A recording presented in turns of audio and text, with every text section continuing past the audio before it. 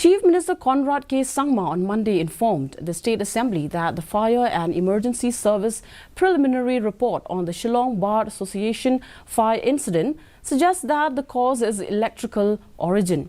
He said that as per the peon of the Shillong Bar Association, an electrical wiring was found to be melting and hanging. However, negligence from the part of the occupants could not be ruled out. He also said that the final report on the damages to the contents and properties and the actual cause of fire will be submitted accordingly to the state government.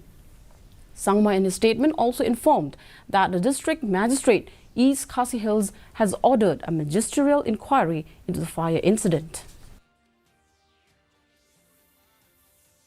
And properties and the actual cause of fire will be assessed during the investigation of fire, which will be conducted on 26/2/2024, and the detailed report will be submitted accordingly to the state government.